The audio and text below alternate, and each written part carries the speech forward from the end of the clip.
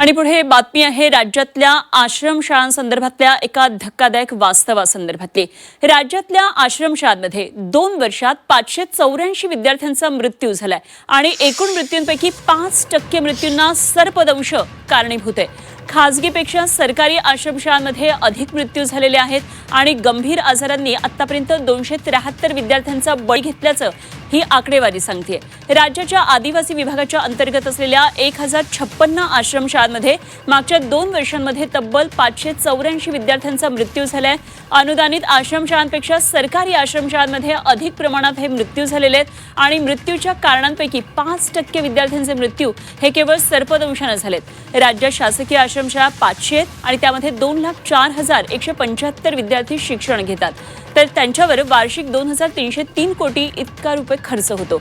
अनुदानित आश्रमशाळा 556 आहेत आणि त्यामध्ये 2,61,836 विद्यार्थी शिकतात।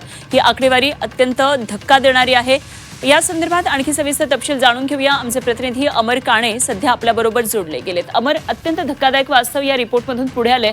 2 वर्षातली आकडेवारी 584 आदिवासी विद्यार्थ्यांचा मृत्यू झालेला आहे आणि बहुतांश 5% कारण तर सर्पदंश आहे। सरकार नेमकं करते काय, आदी विकास विभाग काय करतोय, असा एक मोठा प्रश्न या निमित्तानं उपस्थित होतोय। अनुपमा, तू जसं धक्कादायक शब्द वापरला एकदम अचूक आहे। सगळ्यात महत्वाचं म्हणजे या विद्यार्थ्यांची सुरक्षाच पूर्ण वाऱ्यावर आहे का, असा सगळा सवाल उपस्थित होता। आपण गडचिरोलीचाच आता वर्तमान जे घटनाक्रम बघितला तर तिथे सुरक्षेच्या दृष्टीने कोणत्याच उपाययोजना नव्हत्या। जसं म्हणजे ते सर्प कुठनं आला, तर तिथे सरपण म्हणजे लाकूड ठेवण्यात आले होते मोठ्या प्रमाणात त्या परिसरामध्ये। आश्रमशाळेमध्ये मुलं जे होते त्यांच्याकरता बेड, विद्यार्थिनींकरता बेड नव्हते आणि एकूणच सुरक्षा व्यवस्था पूर्णपणे अपुरी होती आणि त्यामुळे अशा घटना घडतात। खरं तर जेव्हा आश्रमशाळा असते तेव्हा सुरक्षेच्या दृष्टीने, विद्यार्थ्यांच्या सुरक्षेच्या दृष्टीने काही नियमावली असते, त्या नियमावलीचं कुठेच पालन होताना दिसत नाही। आणि सगळ्यात महत्वाचं म्हणजे तिथे वास्तव्यात शिक्षक असले पाहिजे, वॉर्डन असले पाहिजे, ते उपस्थित नसतात आणि या घटनेमध्ये गडचिरोलीच्या तेच आढळून आलं।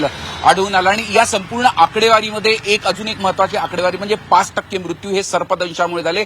म्हणजे तिथे विद्यार्थ्यांचा वावर असतो, तिथे सुरक्षेच्या दृष्टीने उपाययोजना असायला हव्या, त्या नसतात आणि त्याच्यामुळे अशा घटना घडतात। अतिशय धक्कादायक अशी ही संपूर्ण आकडेवारी आहे आणि तेवढंच सरकारच्या डोळ्यात अंजन टाकणारी ही संपूर्ण आकडेवारी आहे की सुरक्षेच्या दृष्टीने कोणत्या उपाययोजना कराव्या। गडचिरोलीच्या बाबतीतच जी घटना घडल्यानंतर संपूर्ण राज्यातील आश्रमशाळांमधले सुरक्षेच्या दृष्टीने, विद्यार्थ्यांच्या सुरक्षेच्या दृष्टीने ऑडिट होण्याची गरज आहे। आज गडचिरोली इथे सुद्धा एक अतिशय महत्वपूर्ण बैठक होत आहे या दृष्टीने आणि तिथे स्वतः आदिवासी मंत्री सुद्धा उपस्थित राहणार आहे आणि गडचिरोलीच्या घटनेबाबत सुद्धा संपूर्ण बारकाईने आढावा घेऊन काही अहवाल सुद्धा सादर होतात का याकडे सुद्धा लक्ष देईल। पण एकूणच या संपूर्ण आकडेवारीमुळे आणि गडचिरोलीतील घटनामुळे अनेक सवाल उपस्थित होत आहे, खास करून आश्रमशाळेतील विद्यार्थ्यांच्या सुरक्षेच्या दृष्टीने। खरंय अमर, धन्यवाद दिलेल्या या सगळ्या सविस्तर माहितीसाठी आणि निश्चित या संदर्भातले अपडेट्स येतील ते आपल्याकडून जाणून घेत राहू। अमर काणे आमचे प्रतिनिधी आपल्याबरोबर होते।